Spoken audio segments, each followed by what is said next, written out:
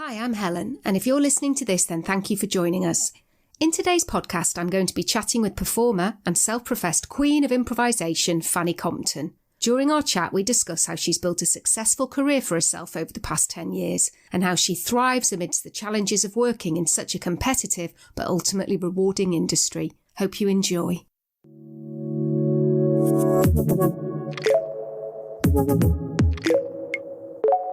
Now, you are somebody that I have followed for the past few years, not in a stalker way, obviously. I've watched your career with interest because you seem to have so many fingers in so many pies. You write, you sing, you dance, you perform, you direct. Is that important to you as an actor that you are multidisciplined? I didn't think it used to be, but, times are a-changing. And I don't think until you're a known, I don't think it's enough to just sort of be one-dimensional. You do have to have your fingers in a few pies. And I think as an actor now, it's imperative that you are trying to create your own work on some level. That doesn't necessarily mean that you have to, be writing films or, creating something on a massive scale, but you have to be doing something. And in order to do that, you do have to know how to do sort of more than one thing. So, you need to start taking control and charge of your own career. Yeah. So you need to have more strings to your bow for sure, I think. Yeah. Do you have a favourite out of all of those? It's always going to be acting. That's my vocation. Yes. But anything creative, that's what I do. So let's go back to, younger Fanni then, and kind of your decision to train as an actor, because I think if my research is right, was it true that you were expelled from a drama school at one point? You have done your research correctly. Yes. See, I love that. You see, anybody who's a bit of a rebel, I am drawn towards. So now I just want to know what happened there, basically. Naughty/cheeky, I just pushed boundaries. It was never malicious, but naughty. I sound like a child, but I am. I was expelled from that school. The head and I just clashed and came to blows, but I still have much respect for him, for sure. And then, of course, you went on to study, didn't you, at Mount View? I think you won a scholarship there, didn't you? And that was 2010. So presumably, had you done a few other things before you went back to drama school then? I think there was a year's break between being expelled and then I was frantically auditioning for every drama school near enough in the country and going around, and auditioning because it was imperative for me that I got into drama school and trained there, So that's what I was doing in the interim period. And then, won a scholarship to Mount View. So very quickly started there and bloody loved it. I got a diploma there and finished with my master's as well. So, it was an amazing time. And, how well do you feel that it prepared you for the realities of working in an industry? Because you've been very frank about the fact that, it's incredibly difficult industry. So do you feel that the drama school training prepared you for that? It's a good question. And I mean, most people coming from drama school will argue, no, it doesn't. I think what drama school misses out on is, as we know, the business side of things. Mm-hmm. It focuses so much on the art, the craft and all of that, but doesn't prepare you for how an actor has to market themselves, creating your own work, for example. It doesn't show you how to do all of those things. So, no, I don't feel it fully prepared me, but it prepared me as an actor in terms of the craft. Yeah, I mean, do you think that's something that drama schools could potentially look at, preparing people, especially mental health wise as well? Because I remember when I went to drama school, it was very important you were told to physically look after yourself, but mentally it wasn't really touched upon that much. And I wonder whether that needs to change now, especially in light of some of the things that are coming out of the industry. I don't know. I'm of the opinion that someone who wants to enter into the acting industry is of a certain mindset anyway and is possibly more prone to areas of difficulties with mental health. I don't know. You have to go to places, don't you, as an actor? You have to be extremely vulnerable and place yourself in the shoes of other people. So, back to your question, should drama schools prepare you for that? Possibly. I don't know. I don't know if that's really their remit. Yeah. You talked about, it being challenging and having to put yourself in someone else's shoes. And I know that you are a method actor, aren't you, Fanni? I think that's right. Yes, that's largely what I tend to sort of follow or, put into my work, yes. Yeah. So, I mean, I'm assuming most of our audience are going to understand what that is. But can you just summarize, your kind of approach to a role then when you are given one? It's going there, in inverted commas. It's not dancing around the peripheries and putting on the act of, it is fully going there. So for me, you're taking on a character which has attributes or habits or something that you don't possess. Well, therefore, you have to start doing that. There's an element, if you're looking at an alcoholic, we have to know what it's bloody like to feel close to that. So you're going to have to start partaking in alcohol. It's really going there. It's becoming, in its truest sense, the character and going to where they are or have been. Yeah. You're really going in. Yeah. I mean, it's quite challenging, isn't it, for an actor as well to fully engage in that, especially if you're playing a character who I suppose has suffered some kind of trauma. But I guess what you're saying is that that's part of the role, isn't it, of an actor, is to, be as truthful as you can to that person's experience. Yes. And again, if I'm approaching a role, it's worth for me considering how long that role will be going on. So, for example, if I'm doing television, I can really go there. Yeah. If you're doing theatre and it's a long run of 4 or 5 weeks, that is a different thing because you are using method, but you have to understand technique and skill because you won't survive mentally. Yeah. So it's knowing the medium. Television is wonderful and awful, but it's wonderful because you really bloody well go there. You don't hold back. But as I say, theatre, you have to start engaging techniques and skills, and that's a different craft almost, if you will. So yeah, it's dependent, really. How do you look after yourself then as a performer?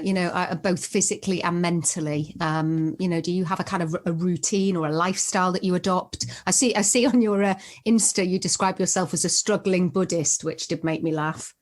Yes, and that's still ongoing. In terms of what I do, I mean, you are your habits, are you not? Yeah. So, look, let's be honest. The past sort of 12 to 18 months has been pretty horrendous and surreal for all of us. Yeah. And a time that we couldn't have anticipated. So I won't lie.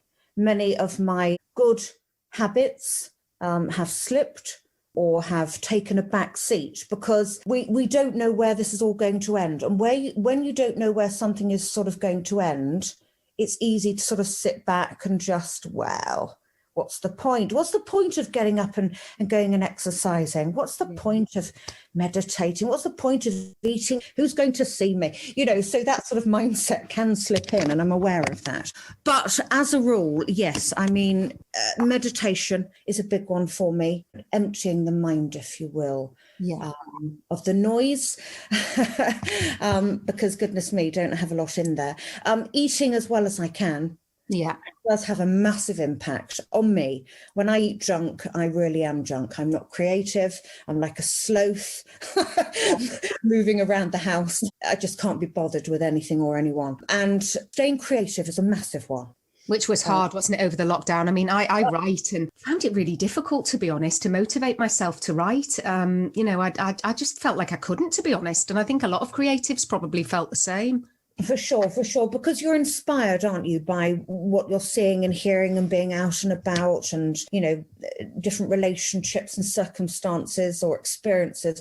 And when you're not getting those, when they're not being filtered in, it's much more difficult to find something to create, for sure. I understand that. And just at which I have to treat creativity almost as a full-time job and say, look, you've got this hour to this hour, you bloody well sit down and you do the work. Yeah. And if nothing comes out. And I took that from Jack D. Jack D once came to visit us at drama school and sat down with just a few of us and was speaking about the ways in which he approaches writing. And people were saying, well, how do you force creativity? How do you write when you don't want to? He says, bollocks to that. Go into the office, you don't stay at home, you go into a set room or your office and you sit there and you treat it like work. And if nothing comes out, but you sit there and you take the time and you do it. And so you just treat it like a 9 till 5, and you sit down and you do the work. And that's how you treat creativity, rather than saying, I haven't had this moment of genius, because then you could be waiting forever. And like you say, it's like, where do I find the motivation? You don't find the motivation. The motivation comes through doing the work. And that's where it starts rolling on. That's where it starts happening, with anything. And I've been the same with exercise, whatever. I can't find the motivation because you need to bloody do it. Yeah. And when you start seeing results, therein comes the motivation. But yeah, there are a few ways in which I try to look after myself the best I can. My self-care comes in doing those things. Creativity, looking after mindset as best as you can, and food and exercise, yeah. And I saw something as well that you don't watch TV. Is that true? Or you don't watch a lot of TV? Yes, I mean, I will indulge in a Netflix now and then, but that's always a reward. I'll say, I might watch an episode of something. I've done 2-3 hours of work or done this or done that. But otherwise, no, I don't. So I don't watch the news either, obviously, so I never know what's going on in there. Well, sometimes that's not a bad thing, is it, to be honest? How do you manage kind of parenting and working in the industry? Because obviously you have your daughter at home. Yes, it's an amount of work that you can't even begin to imagine. I think in a way, having a child has forced me into a structure because you can't waste a minute. Every minute is accounted for. So it's really tough, but I have structure and I have timetables, and I know as soon as my daughter's gone to bed, I know exactly what it is I've got to be doing between, 7 till 8, from 8 till 9, from 9 till 10. You will find a way. And that's what I've done. She's the pinnacle of my, she's my world. But then second rate, every ounce of my being then has to go into my acting. And the only way that happens is through routine, structure and timetabling and making sure that you do the work. So yes, as a parent, it's incredibly hard. It's incredibly tough and incredibly challenging. But more importantly, it's not impossible. So have you had anybody in your life who you feel has, driven you to keep going when times are tough? Or are you, are you resilient through, your own experience, or is it mentors? Have you had anybody that's influenced you, do you think? My mother, for a start, will have had a fair amount of influence on me. She's very steadfast. There's lots of traits of hers that I don't inherit. She's a massive worrier and, what if this happens? What if you fall? And I'm like, what if you fly kind of person. Yeah. I guess for myself, I'm always just asking myself the question, if you don't do the work now, what is the alternative? If you don't go for what you want, what is the alternative? And for me, there never is an alternative. And that scares the living daylights out of me. If I don't continue to follow the path of what I want, I become what scares me, which is another face in the crowd, a nobody, somebody who, gets to 80 in the rocking chair and says, why did I do that? Why did I let it all go? I would have no legacy. I have just nothing. All of that scares me so much that I'm loath to not do what I do. And you've really kind of grown your social media following, haven't you, over the last few years? Because I first came across you on Facebook, I think, and you were, I think if I remember rightly, you were going for the Caroline Aherne bursary. You were certainly doing a lot of comedy, and I used to enjoy watching your little snippets of your clips that you would put on. Tell us about that, about how do you navigate social media, and manage your reputation, if you like, online? I don't fully know the answer to that question. Social media for me really started after the birth of my daughter, which was about 6 years ago. And I very quickly started feeling that I was being left behind in the industry. And again, that scared me because of what I said earlier. And I was told by some people, don't mention that you've got a daughter now, that'll dampen your career, no one will want to touch you, and all these sorts of things I was being told. And I was like, oh my God, what have I done? And I thought, oh my gosh, what on earth do I do? And I don't remember the exact starting point, this idea of, well, yes, I've got a baby, but I've got I've got a home, I've got a camera, Yeah. you know, I've got myself, let's do something. And I started putting out sketches, and they weren't well received to begin with at all. But I kept pushing and kept pushing and kept pushing. And I found my love for being able to perform, no one telling me what to do, any character that I wanted to do, any accent, any level of craziness. And I could just put it out there. And whether people liked it or not, I kind of didn't give a damn at the time. And it grew from there, really. And yeah, went to all levels of crazy. And then I was putting out songs and all sorts, yes. And then, yeah, going into making my own work with sitcoms. And yeah, because during the lockdown, you wrote and starred in a sitcom, wasn't it? Yes, I wrote an online web series, Lockdown Lifeline. Yeah, it's an idea that I had in my bedroom. I think it was like 5 a.m, because I couldn't sleep as usual. They're always the best ones, always, aren't they, those nighttime ones? Well, you say always. maybe, but yeah, yes, and then I thought, right, let's bloody well do something about it. And I did. So what's next for you? What have you got coming up? Because, you know, I think you've had an album out, haven't you? Or a song. I saw that you've just released something. A new single, yes.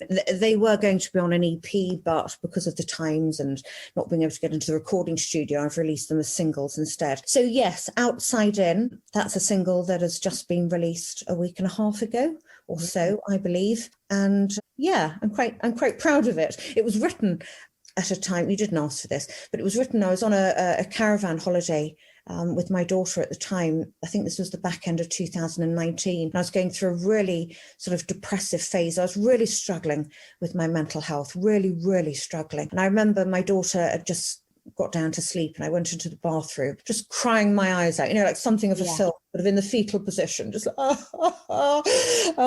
and I don't know why, in that state, I went and grabbed a pen and a paper and I started writing. And this song, Outside In, was born. It's quite upbeat considering the state I was in, but there you go.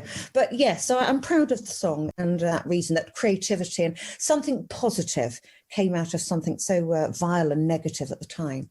So I like turning things on their head creatively. Absolutely, yeah. I think it's reframing it, isn't it, actually? And you have ownership over something, yeah. And do you do the music as well, Fanny, or are you just the lyricist, or are you a little bit of everything? I write the lyrics and I do the music. However, I always do a skeleton framework usually for the music, and my producer will fill it out and polish it and pretty it up and add all those different instruments, you know. And do you have a team of people that, you know, support Fanny and kind of are around you, or do you kind of have a more nomadic approach to, you know, gathering people, you know, for projects and things? Probably the latter, but obviously as you do projects, you start building your connections as well anyway. So I certainly have a pool, if you like, of people that I feel quite confident to go to should I need anyone for projects or certainly for support. So yes, I'm quite lucky in that respect, but I'm quite brazen, to be honest. I do just tend to reach out to anyone and everyone. I reached out to Ricky Gervais, for example, for Lockdown Lifeline. And I knew intellectually that he would never get back to me, but you just never bloody know, do you? You know what? You have to ask. I mean, I reached out to you and I asked, and, you know, a lot of where I'm going now is that I'm knocking on doors and hoping that they're going to open. And if they're not going to open, well, I'll just knock on a few more doors. And I think you have to, don't you? You have to be resilient. You have to be tenacious. Exactly. And so many people are just afraid to do that. But it's, you know, what's the worst case scenario is that you're ignored. Okay, move on. But yes, just being a bit brazen sometimes, certainly in this industry, can really help you. And as the old adage goes, you don't ask, you don't get. And often you ask and you still don't get, but you still have to keep asking. If you could look back at, say, you know, young Fanny starting out in the business, you know, what words of advice would you give to yourself now? I guess I'm thinking about some of our listeners will be actors that are coming into the profession. You know, what advice might you be able to give them? I think, well, you see, look, I don't want to say that anything that I did necessarily in my youth was in inverted commas, mistake, because it all adds to who we are. And, I wouldn't be me. But for me, and this won't apply to everybody, and I can only speak for myself, but is to really just stop bloody messing around. Yeah. When you know what you want, when you really know what you want, and there is no alternative, when you know what you want, please just get started taking that first baby step towards that journey. For me, when I was young, and I say young, I'm just talking 20s, when you think you know it all. And I didn't start the journey as quick as I was too, bothered with boys and all the rest of it. I'm not saying that shouldn't be, and I say this is for me personally, but I just wish that I'd been brave enough to go and put my stuff out earlier, create earlier, not care what people thought about me earlier. All of those things, I knew what I wanted. As I've said in other interviews and other things, I knew what I wanted, I feel, as soon as I came out of the womb. I knew that I wanted to be on stage, but I just thought that things would last forever and I'd get discovered and, you can just mess about for a bit. But I would say, yes, really, really, once you know that dream and you know what it is you want, get started on that journey.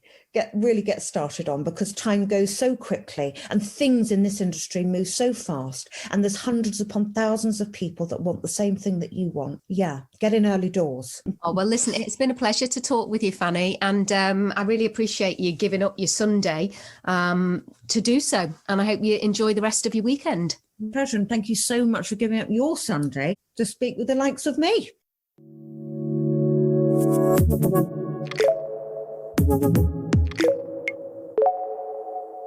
That was an interview with writer and performer Fanni Compton. If you'd like to keep up to date with what Fanny's doing, then you can do this using the links below. Until next time, stay safe and remember, you're not alone.